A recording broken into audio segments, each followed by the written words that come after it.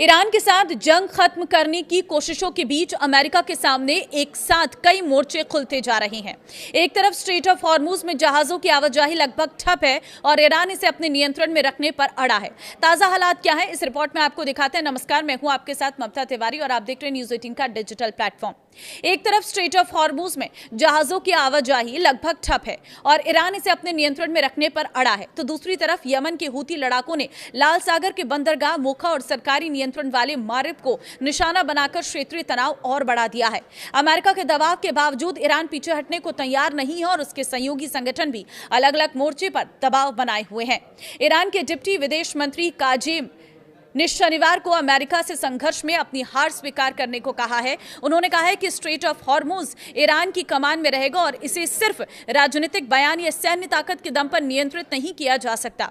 रविवार को यह भी खबर आई है कि ओमान और ईरान में हॉर्मुज पर समझौता हो गया है।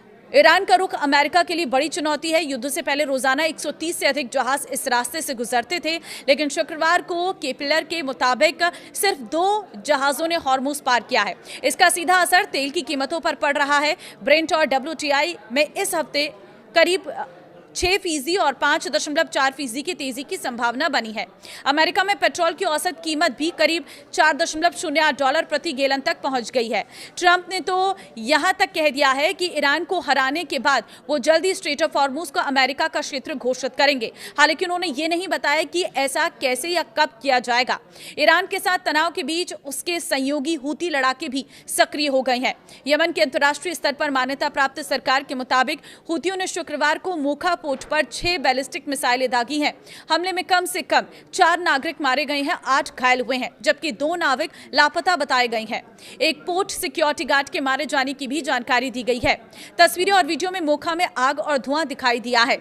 यमनी सरकार ने कहा है कि बंदरगाह के नागरिक और आर्थिक सामुद्रिक सुविधाओं को निशाना बनाया गया। शनिवार को हूती ने सरकारी नियंत्रण वाले मारिब शहर में भी 4 बैलिस्टिक मिसाइल और 4 ड्रोन दागे। अधिकारियों के मुताबिक हमलों में घर, वाहन को नुकसान पहुंचा है और एक नागरिक घायल हुआ है। एक 5वीं मिसाइल एक बेकरी पर गिरी है। यमन में एक हिस्सा ऐसे समय बढ़ी है जब संयुक्त राष्ट्र में चेतावनी दी गई है कि देश 2022 के संघर्ष विराम के बाद फिर बड़े पैमाने की जंग की तरफ लौटने के सबसे गंभीर खतरे में है। वहीं ये सब कुछ हूती ईरान के कहने पर कर रहे हैं। अगस्त की शुरुआत से ही हूतियों और सरकारी बलों के बीच लड़ाई तेज हुई है। अब सबसे बड़ा सवाल, अगर हॉर्मुज और बाब अल मंदेब दोनों रास्तों पर संकट बढ़ता है तो दुनिया पर इसका क्या असर पड़ेगा? सबसे बड़ा असर पड़ेगा तेल की कीमतों पर, क्योंकि हॉर्मुज से होने वाली तेल की आवाजाही में किसी भी बड़ी रुकावट से दुनिया भर में ऊर्जा बाजार पर दबाव पड़ सकता है।